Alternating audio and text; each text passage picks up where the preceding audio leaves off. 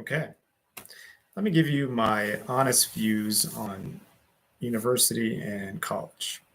Now, people ask me, what makes you the authority on saying this or that? So whenever I start a video, I like to give at least some justification for my opinion. It's not a concrete, expertise. It doesn't mean I'm an expert in this field, but I at least have some concrete experience. All right, so what did I do? I went to college for 7 years at University of Arizona.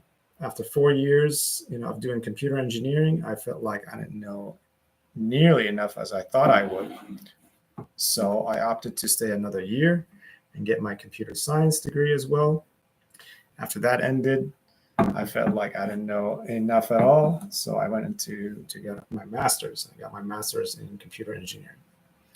So that 7 years, and I was thinking about getting a PhD as well, and perhaps teaching afterwards. But after talking to a whole lot of people, I decided against it. So to me, college was the single most important thing that my parents did for me by far. It wasn't like teaching me manners or teaching me how to eat or genetics or anything like that. By far, the most important thing that I got from my parents was my education. As many of you know, like I had a pretty rough childhood, and at least from a subjective mental health perspective, I did not enjoy my childhood at all. There was a lot of suffering in it, and I think I would have continued with that suffering uh, to this day and forward if I didn't get my education. So basically, my education wasn't just to improve my financial life. A lot of people just think of it as a financial investment. That's not the case. It really, I think, was the root cause of helping me fix my brain, at least to some substantial degree. So by far, the single most important thing that I got from my family, from my mom and dad, was my education. And I really do thank my dad in particular for this because he insisted that I get a high quality education from the United States. Again, he may have insisted for the wrong reasons. He was probably thinking financially or something, but I think he was doing it for the right reasons. He knew that getting an education in Syria or the Middle East somewhere is just not going to cut it.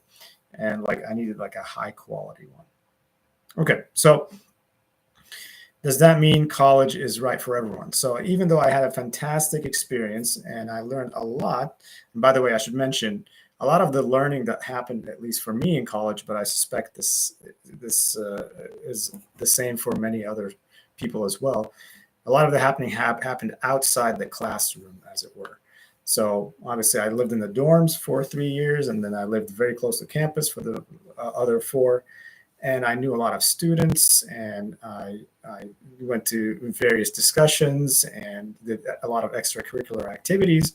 And so there was a lot of learning that wasn't in the context of the classroom, right? Perhaps 50%, almost half my learning, maybe even more. I can't really tell. It's hard to quantify these things, but most of my learning, or at least a lot of the interesting learning that I had, was from outside the classroom. It was from discussing things with my roommates and friends, and getting into heated debates and so on. That's kind of the non-tangible way of learning. And these days, if you do university online where it's alone, you really lose out on that. You lose out on a lot of this kind of hard to measure education that happens outside the classroom. All right, so having said all that, um, there are some serious problems with colleges. Back then, 20 years ago when I went to college, I started in 1999, and today there's some serious issues. I think I can think of really three main problems. The first one is costs. So the cost has gotten ridiculously high. It was very high when I started in 1999, and it's even way worse now. And if you look at graphs and data, the college tuition prices are rising much faster than inflation. And we can talk about why that is. There's a whole lot of bad incentives that push colleges into raising their tuition, and student loans kind of hide the direct cost and all that stuff. But no matter how you spin it, the cost is outrageous. I mean, it's just too much. So if cost is a problem for you, then you really have to think twice about whether this is a good investment or not. So that's number one. The cost is just stupid high. Number two is the fact that you can nowadays at least learn everything, at least the classroom stuff. You can learn it online for near free. So just recently, for example, I got my AI certification thing, and I spent $50 a month. This was on Coursera. Okay, so we're not just talking about like, silly YouTube videos that I'm watching. No, I went to school, online Coursera school, and I had homework and midterms and finals and projects and pretty hard homework actually every weekend. And that took a lot of time, but it was $50 a month from Coursera. And I felt like I learned a lot. And relative to university classes, it was quite similar. Again, you lose on that in-person, non-tangible kind of style of learning, but otherwise the quality was very high and it was way cheaper. And so this is an important fact. So it's not just that you can like go read online or Wikipedia or something. No, we're talking there are classes online you can take that are they're essentially online. They're new age, or not new age. They're modern universities essentially, like Coursera and Udemy and all these other ones.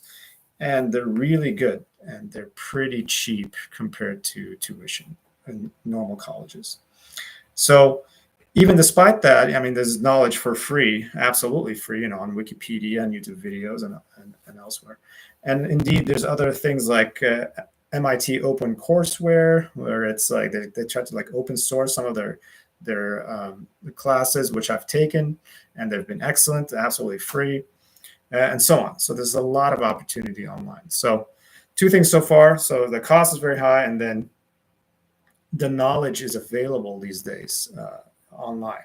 And so that makes you think again twice. The third thing, which is perhaps not as big of a deal, but it is a problem, at least for me personally, which is the politicizing of college campuses these days. I mean, it's become kind of a problem. Political correctness, wokeism, or extreme wokeism, or whatever you want to call it. It's become a real problem, which is, anti freedom of speech, perhaps, or freedom of ideas. A lot of campuses, if somebody says something or some professor has like a controversial viewpoint, students will try to cancel them or protest or get the professor fired. And indeed, many professors were fired or canceled or at least suspended or whatever. So this is a deep philosophical problem for me. Colleges should not have this. This is anti-college in my view. This is anti-education. You can't have something where you can get upset if somebody opposes your views. That's disgusting.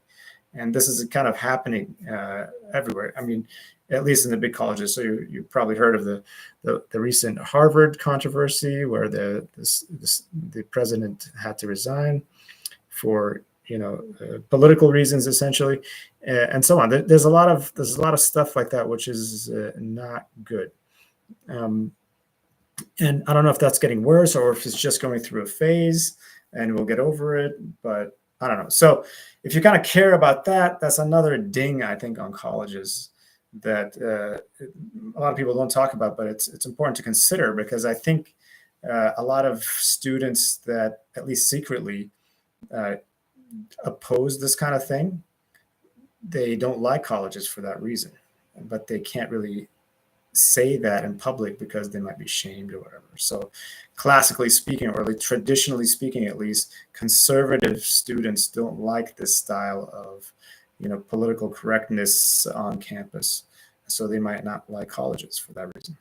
So those three reasons, perhaps there are others kind of standard, like corruption, perhaps in the and or politics, or let's say academic politics, not the standard kind of politics. Those are kind of age-old problems in any institutions. So maybe it's not a huge deal or nothing new, at least, but that's still a problem that you might want to consider. So that's, for example, one of the reasons why I didn't go on to teach is because I heard there's a lot of drama and, insider politics if you want to be a professor at a university. It's not so clean. And I heard this from actual professors multiple times. So I said, okay, maybe I don't want to do this. So that's it, really. I mean, 3 things, those are important to consider. Those are not the end of the world, obviously, but there's serious problems, especially the first one, the cost being too high. Now, having said all of that, okay,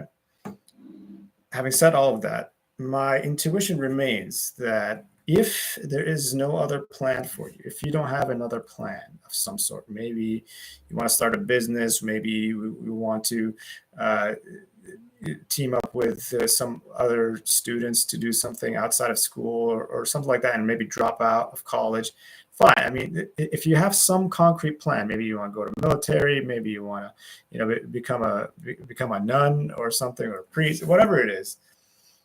If you have a plan, you can kind of consider whether you want to remain in college or not, or start college or not. But if you have no plans, there's 0 plan, and you have nothing to do, then college is kind of a good, safe default to do.